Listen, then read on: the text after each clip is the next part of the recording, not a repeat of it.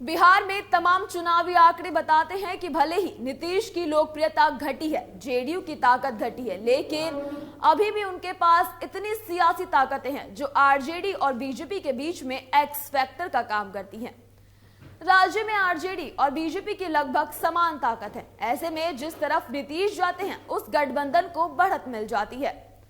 पिछले 2 दशक से अधिक की राजनीति में नीतीश कुमार ने बिहार में अपने लिए एक नया कोर वोट बैंक बनाया है। 2019 तक वह वोट उनके साथ पूरी तरह दिखा। 2020 के विधानसभा चुनाव में कोर वोट बैंक में एक गिरावट देखी, लेकिन तब भी उतनी तेज गिरावट नहीं हुई थी कि नीतीश राज्य की राजनीति में एकदम अप्रासंगिक हो जाएं।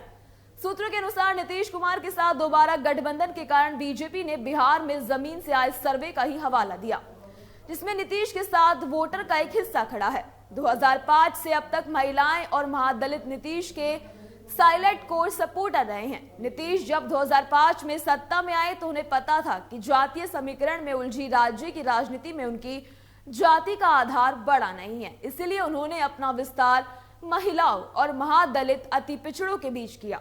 2015 में शराबबंदी और सरकारी नौकरियों में 35% कोटा देने का वादा किया था। चुनाव बाद आए तमाम सर्वे में बताया गया कि 60% से अधिक महिलाओं ने नीतीश के पक्ष में वोट किया। 2009 की बड़ी जीत में स्कूल जाने वाली लड़कियों को साइकिल देने की योजना नीतीश के लिए चुनाव जिताऊ फैक्टर साबित हुई थी। 2020 विधानसभा चुनाव में भी जब नीतीश कुमार की हालत बहुत खराब दिख रही थी, तब कहा गया कि महिलाओं ने खामोशी से उन्हें वोट देकर उनकी साख बनाई है। यह सही है, नीतीश कुमार का राजनीतिक सफर तेजी से ढलान पर दिख रहा है। नीतीश के बाद उनकी पार्टी के भविष्य पर भी सवाल उठेंगे, लेकिन आरजेडी और बीजेपी दोनों दलों का मानना है कि नीतीश कुमार के कमजोर होने के बाद उनको पार्टी का वजूद बहुत हद तक समाप्त हो जाएगा और उनके कोर वोटर पार्टी का साथ छोड़ जाएंगे।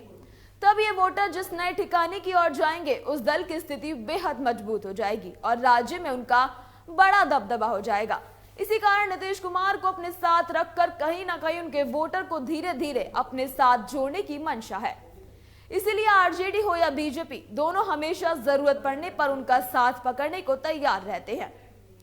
बिहार के सीएम नीतीश कुमार इसीलिए भी राज्य की राजनीति में कई बार अपरिहार्य हो जाते हैं, क्योंकि दूसरे दलों का नेतृत्व पूरी तरह तैयार नहीं दिखा है। आरजेडी की ओर से तेजस्वी यादव जरूर अब स्थापित हो चुके हैं और 2020 चुनाव में उनकी पार्टी राज्य की सबसे बड़ी पार्टी बनकर उभरी, लेकिन कम प्रशासनिक अनुभव के कारण नेतृत्व के लिए नीतीश उनके लिए जरूरी बने। उसी तरह बीजेपी ने भी नीतीश के कद का कोई राजनीतिक नेतृत्व तैयार नहीं किया।